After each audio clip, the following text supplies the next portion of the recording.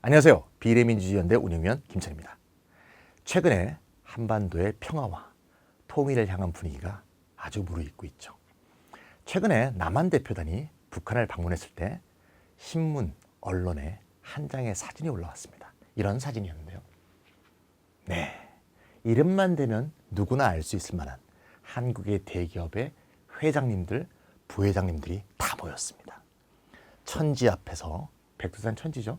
네, 저는 못 가봤습니다만 엄지를 척 하고서 뭔가를 말하고 싶은 그런 표정입니다. 표정들은 다 웃고 계신데요. 저는 이 사진을 보면서 마냥 흐뭇하지만은 않더라고요. 가슴 어디선가 약간 불편한 마음이 들었어요. 왜 불편한 마음이 들었을까 한번 생각해 보니까 이런 생각이 들더라고요. 저분들은 왜 저렇게 즐거워할까?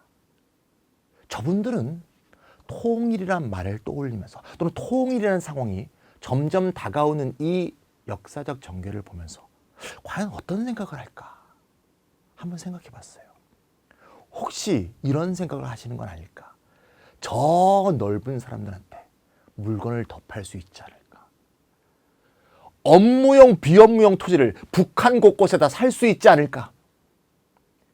쏟아져 나오는 저임금 노동력을 갖고 수많은 수익을 더 낼 수 있지 않을까?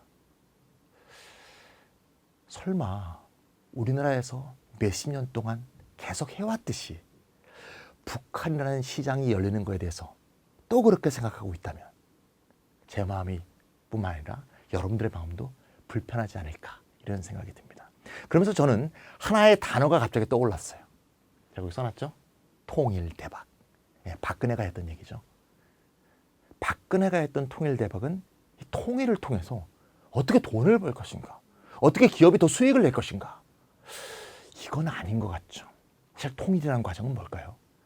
오랫동안 분단돼 살았던 우리 민족이 다시 만나서 뭔가 이질감들을 해소하고 재통합되는 정말 길고도 장구한 아마 노력이 필요한 그런 과정이 될지 모르겠습니다. 따라서 이건 단지 경제적으로 좀 더 나아진다는 문제가 아니고 분명히 정치가 해결해야 될 지점들이 있다는 거죠. 정치가 어떤 일들을 해결해야 될까요? 이런 일들을 해결해야 되겠죠. 수많은 이해관계의 충돌이 있겠죠. 우리가 대한민국 내에서도 얼마나 많은 이해관계 충돌이 있습니까? 이거를 조정하는 건 정치의 책임인데 만약에 수십 년 동안 다르게 살아왔던 북한 사람들과 남한 사람들이 만나면 얼마나 많은 이해관계의 충돌이 있겠어요. 더 나아가서 설명할 수 없는 분열, 분리양상들이 많이 발생할 텐데 그를 위한 사회적 통합을 추구하는 합의 정치가 가능해야 되지 않은가. 정치가 통일해서 해야 될 과정들이 굉장히 많다는 걸 생각할 수밖에 없습니다. 다시 말해서 거대 정당이 독식하는 이 시스템을 무너뜨리고 뭔가 다당제에 근거한 여러 정당들이 서로 합의와 협의를 통해서 문제를 해결하는 그런 과정. 양극적 대립이 아니라 다원적인 정책 경쟁을 하고 지역주의를 조장하면서 지역 선거구에 기초해서 뭔가 지역 간을 찢어 갈기고 한 지역의 맹주라고 하면서 그 의석을 갖고 힘을 쏘고 이것이 아니라 정당한 전국적 정책을 갖고 경쟁할 수 있는, 다시 말해서 사표를 발생하는 지역구 중심의 독식 선거제가 아니고 비례성 높은 선거제도로 바꿔야 될 이런 과업이 통일이 점점 다가오는 이 시점에서 우리가 생각해야 될 정치의 정당한 변화가 아니냐. 다시 말해서 연동형 비례대표제의 변화가 단지 대한민국의 정치 과정을 변화시키는 것만이 아니라 통일을 대비한 정치의 준비 과정이 아니겠냐. 이게 제가 하고 싶은 얘기입니다. 우리가 금세기에, 전세기죠. 20세기에 통일을 발생한 우리가 잘 아는 나라가 있죠. 바로 독일이죠. 89년, 90년 이 과정을 통해서 통일을 달성했는데 독일 통일 과정에서 이 문제를 어떻게 슬기롭게 해결했는가, 이건 우리한테 큰 반면교사가 될 것 같아요. 왜냐? 독일이야말로 정당 명부식 연동형 비례대표제를 하고 있는 나라고 그것을 실제로 통일 과정에서 어떻게 구현했는가를 우리가 배울 수 있는 것이기 때문이죠. 따라서 독일의 과정을 한번 보면 좋겠습니다. 이게 독일이 재통일되고 최초로 한 동서독 통합선거입니다. 1990년 12월 2일이었고요. 1933년에 히틀러가 하고 나서 최초의 동서독 통일선거라고 합니다. 어떤 결과가 있었나 봅시다. 기독민주연합, 기독사회연합. 기독사회연합은 바이에른만 있는 지역정당입니다. 따라서 항상 두 정당이 연합해서 항상 나오죠. 이 둘이 지역구 235석을 땄습니다.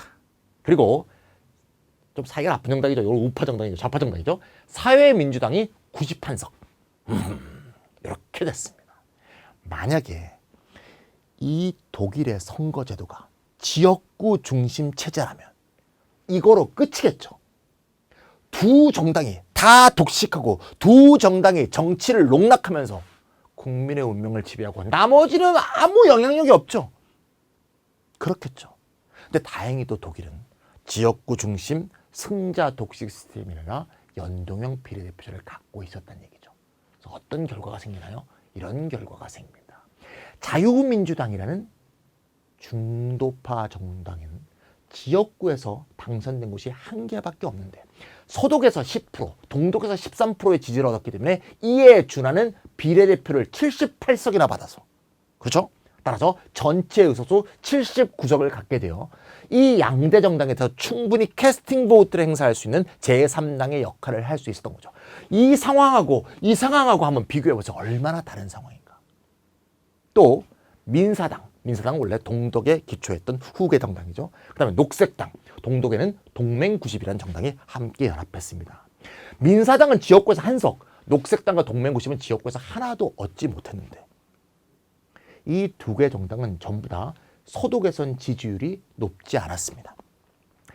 민주사회당 0.3%밖에 얻었고요.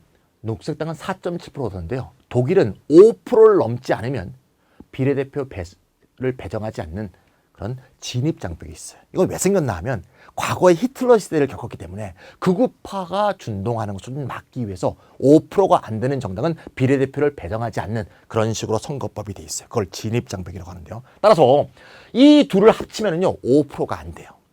하지만 독일의 정치적인 여러 세력들은 통일의 효과를 살리고 통일 속에서 소외될 수 있는 정치 세력과 소수 세력을 함께 포용하고 보듬어한다는 관점에서 어떤 예외 조항을 두느냐. 전체에서 5%가 안 되더라도 서독 또는 동독 둘 중에 한 곳에서 5%를 넘는다면 그 지역의 비례대표를 배정한다는 예외적 조항을 1994 선거에 뒀습니다. 따라서 민사당은 동독에서 9%가 넘었죠.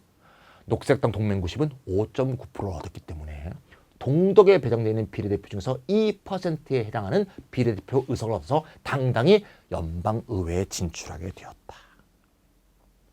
만약에 지역구 중심 시스템으로 해서 이 둘만 독식하는 시스템이면 어떻게 됐을까요? 나머지 정당들은 전부 허수아비 정당이거나 아니면 체제 밖으로 몰아내는 것이 되었겠죠. 정치 시스템 속에서 소수자와 다양한 의견들을 수용하는 것만이 오히려 사회 통합과 통일의 기초를 다지는 것이라고 생각할 때 이런 식의 선거 과정 또 지지율에 맞도록 비례대표를 할당하는 연동형 비례대표제의 아주 독창적인 운영, 창조적인 운영이 동서독의 통합 과정에서 중요한 역할을 했다는 것을 우리가 깨달을 수가 있습니다. 충분히 우리가 배울 수 있는 교훈이라는 걸 알 수가 있겠죠. 따라서 우리가 선거제도 개혁, 특히 연동형 비례대표제 얘기를 하면 말이죠. 각 정당도 이렇게 생각해요. 주판 하나를 튕겨요.